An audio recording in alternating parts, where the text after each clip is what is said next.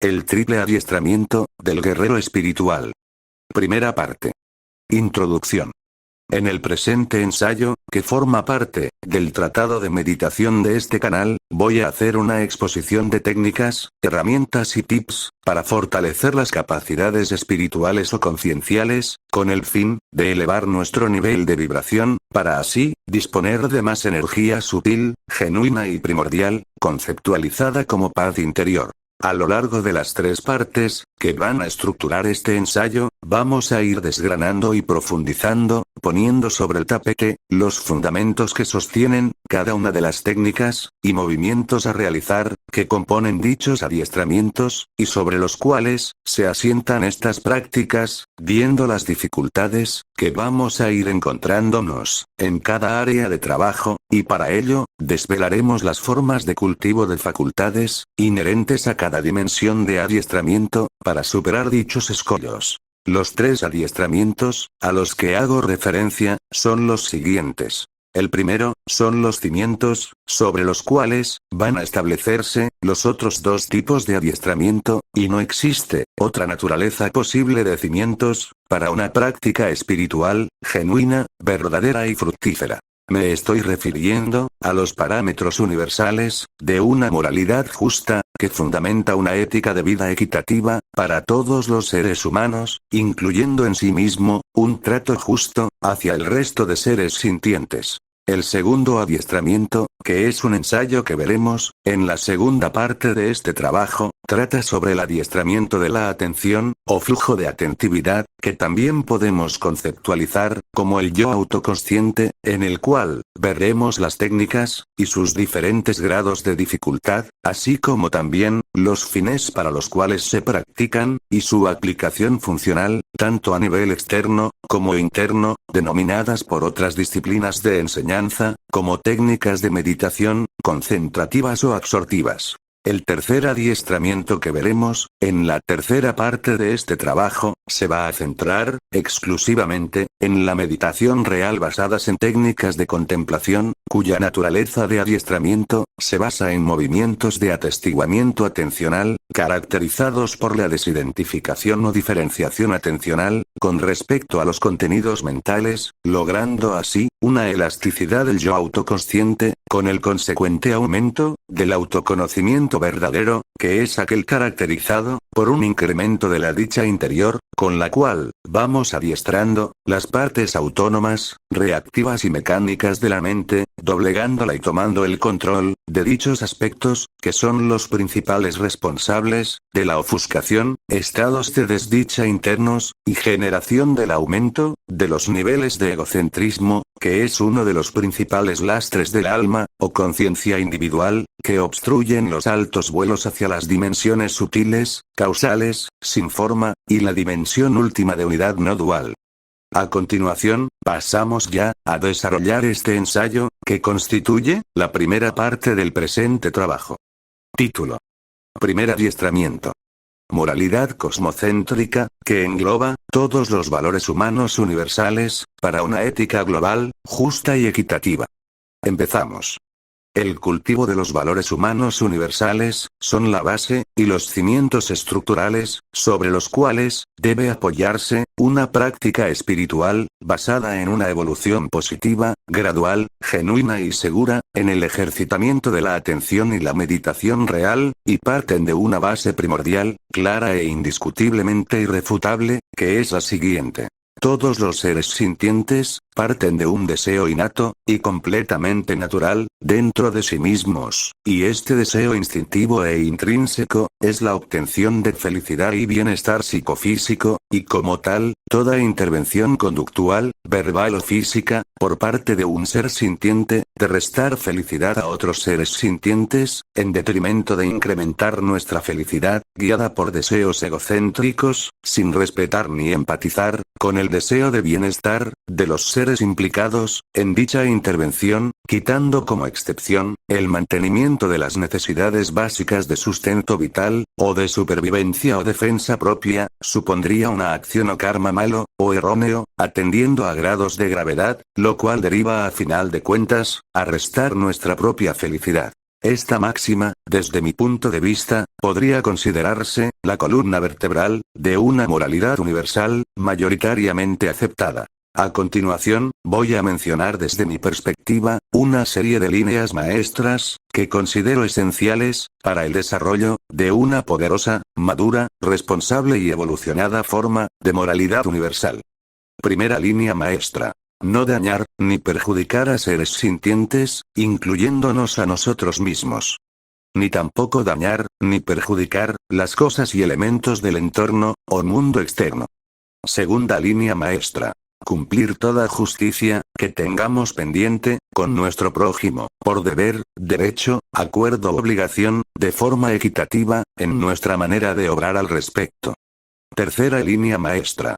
No hacer a los demás, lo que no nos gustaría, que nos hicieran a nosotros mismos, haciendo un ejercicio de conciencia, de razón y reflexión, con profunda sinceridad, dentro de nosotros mismos. O más llanamente, pensar con claridad, antes de actuar, preveyendo posibles consecuencias, que a la larga generen, ofuscación interior, desequilibrio por el acuse de la manifestación, de remordimientos de conciencia, produciendo con ello fluctuaciones, que serán, un impedimento tajante, para la evolución espiritual genuina, dejando de este modo, la mala conciencia activada, con el consecuente incremento, de egocentrismo interior, que podríamos considerar como la grasa espiritual, o el plomo, que tira de la conciencia, hacia estados vibracionales bajos, ante lo cual, nos alejamos de la fuente original o paz interior, aumentando de esta forma, el sufrimiento mental, puede que no desde el principio, que podría haber sido evitado, con inteligencia y voluntad de obrar con justeza, acumulando como resultante final, un karma desfavorable, que deberá de ser compensado, según las directrices de la inteligencia intrínseca, proveniente de la fuerza más poderosa, que rige a todos los seres sintientes, llamada la ley o fuerza del karma, o también conceptualizada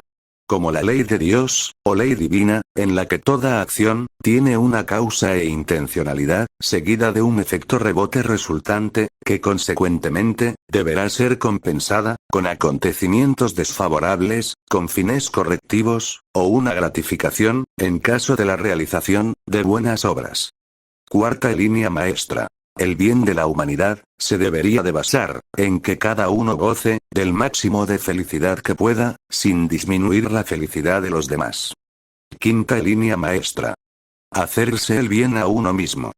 Esto implica, un trabajo a nivel físico, como ejemplo, podrían valer, acciones provechosas como el estudio de un sistema alimenticio sano, para mantener un peso óptimo, y unos valores fisiológicos y metabólicos dentro de lo normal, hacer ejercicio o práctica de deportes, respetando el parámetro de lo moderado y razonable, evitar el consumo de estupefacientes, alcohol en exceso, tabaco, etc. Por otro lado, a nivel del intelecto y emocional, tenemos la lectura y aprendizaje de cualquier ciencia o arte, que interese al individuo en sí, práctica de hobbies, ocio sano, etc. Los interesados en prácticas espirituales, leer libros relacionados con la práctica de la meditación, y también sobre valores humanos, psicología, etc. Con ello, se refuerza bastante la eficacia en la práctica. Esforzarse por cultivar y poner en práctica los principios y valores humanos, que aquí se exponen, o en los descritos, por otros pensadores moralistas, en sus obras.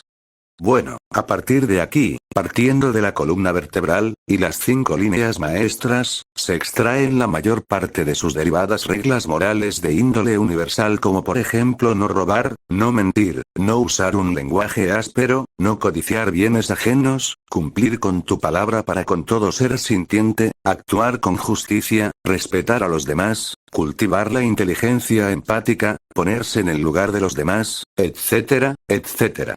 En definitiva, todo principio o valor, que no se salga, de las líneas maestras, son válidas, y seguramente reconocidas y aceptadas, por la mayoría de seres humanos. Toda esta práctica de moralidad, de valores universales, la podemos conceptualizar, a partir de ahora, como la ciencia del Karma Yoga, que en su definición, es el conjunto, de habilidades psíquicas y espirituales, que nos permiten tener una conducta, encuadrada en el anterior marco, de naturaleza de acciones descritas, que como analogía, hemos conceptualizado, como la columna vertebral, las líneas maestras, y sus valores derivados. Hasta aquí, he desarrollado, de un modo general y práctico, los parámetros, que fortalecen la salud de la conciencia, cuyo fin es la purificación, de las fuerzas del karma en nosotros, con el objetivo, por un lado, de hacernos el bien a nosotros mismos, incluyendo e integrando, al resto de seres sintientes, evitando la acumulación de grasa egocéntrica, en nuestro cuerpo espiritual, y por otro lado, trabajar de manera eficiente, en el terreno de las meditaciones concentrativas o absortivas, y las meditaciones contemplativas, las cuales, desarrollaremos en los próximos audiovídeos. Ahora a continuación, vamos a ver, que esto no es tarea fácil, pues este juego, tiene sus dificultades, ya que la existencia, de la mente, en especial su lado más oscuro, conformado por la parte autónoma, mecánica y reactiva, y gran parte de este contenido, proviene de la sombra, que es el material mental reprimido del pasado, que conforma una de las partes del inconsciente personal, lo que complica bastante todas las cosas para mantenerse en los perímetros del Karma Yoga, ya que hay, aparte de esto, numerosos instintos, y tendencias impulsivas producidas por estos, que tienen presa, la atención, flujo de atentividad, o yo autoconsciente, que a partir de ahora lo llamaremos así. Dicho yo autoconsciente, es la herramienta inmanente a la conciencia, no está hecha de materia mental, pero interactúa deficiente o eficientemente, con la herramienta mental. Dentro de sus cualidades más destacadas, están, la intuición o capacidad de cognición y discriminación, acertada o desacertada, con respecto a la gestión de los contenidos mentales, y otra cualidad, del yo autoconsciente, es la fuerza de voluntad, que bien desarrollado, se da cuenta, de la manifestación de los pensamientos, pudiendo crear, con ejercitamiento, una desidentificación con respecto a los contenidos mentales, mejorando la destreza, en el manejo de dicha mente, sobre todo en el autocontrol, de sus aspectos autónomos mecánicos y reactivos. Bueno, como iba diciendo, al estar preso de la mente, el yo autoconsciente, tiene una fácil tendencia, a salirse del ecosistema moral evolucionado, del Karma Yoga, ante lo cual, es sencillo, que se genere caos, dentro de uno mismo, y en el entorno, debido a la falta de entrenamiento, de las facultades concentrativas y contemplativas de la meditación. La mente, es maestra y especialista, en buscar los puntos débiles, dentro de cada uno de nosotros, y por ahí, nos encontramos con pruebas o tentaciones de vida, que desafían nuestra actitud, latitud, aptitudes, y habilidades psíquicas, ante las cuales, la resultante es de naturaleza dual, es decir, actúas bien o mal, o también podría ocurrir un resultado neutral, ante lo cual se genera, un rastro kármico dentro de nosotros, que tendrá su respuesta correspondiente, a voluntad de la divina providencia, a través de la ley suprema. No obstante, mi recomendación es practicar, el triple adiestramiento por igual, para tener posibilidades, de salir airoso, en las pruebas de vida, a las que tenemos que enfrentarnos todos, aunque no es, desde luego, una garantía total de éxito, en todas las pruebas. A continuación, haré una breve exposición, de la sabiduría atemporal, acerca de la conducta moral y ética universal, que propone el budismo tibetano, una escuela de enseñanza, altamente evolucionada, en el desarrollo espiritual, y una alta probabilidad de éxito, mediante el uso de sus enseñanzas. Dicha propuesta, está dividida en 8 pasos, denominados en su conjunto, el noble sendero octuple, y que a continuación enunciaré, de una forma muy breve. Primer sendero. La visión recta, que consiste en ver de acuerdo la realidad del sufrimiento, su causa, su cese, y el camino que conduce a su cese. Estas 4 fases, son acerca de las 4 verdades nobles, que el Buda enseñó a sus discípulos, y que no voy a añadir aquí, porque nos extenderíamos innecesariamente, para el propósito de este ensayo. Segundo sendero. El pensamiento recto, que son aquellos libres de sensualidad, de mala voluntad y de crueldad. Tercer sendero. El lenguaje recto, que es aquel, que está libre de engaño, malicia, insulto y estupidez. Cuarto sendero. La acción recta, que son aquellas, libres de asesinato, adulterio, robo, mentira, y la utilización de intoxicantes. Quinto sendero. La vida recta, que es aquella, en la cual, el discípulo, evita un comercio perverso, como por ejemplo, la adivinación, el engaño, la usura, comercio con armas, con seres vivos, con intoxicantes y venenos, de cualquier índole, y se gana la vida, por medios rectos y honorables. Sexto sendero.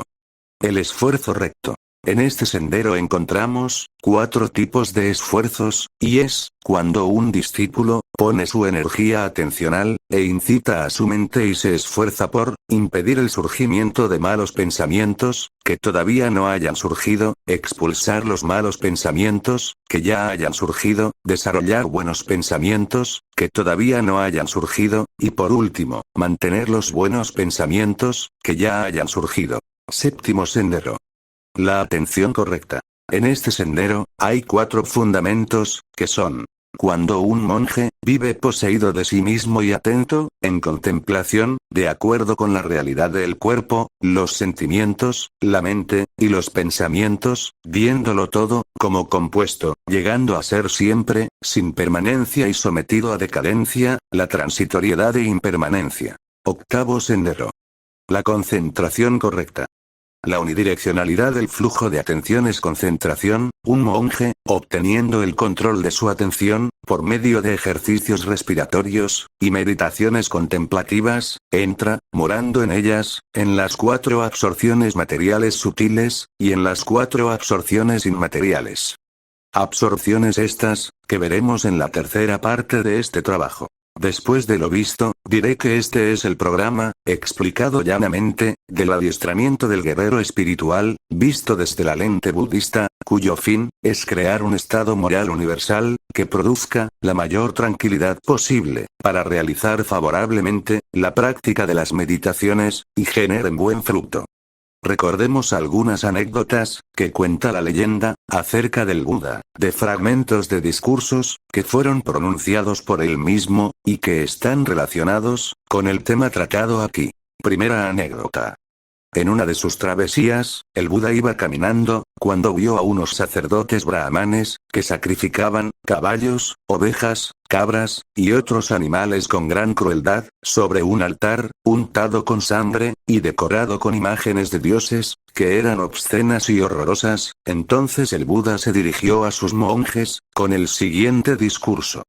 Que nadie os engañe, monjes, purificad vuestros corazones, y dejad de matar, esa es la auténtica religión, el abandono de la codicia, y la concupiscencia, la liberación de las pasiones malignas, y la expulsión de todo odio y mala voluntad, ese es el verdadero sacrificio.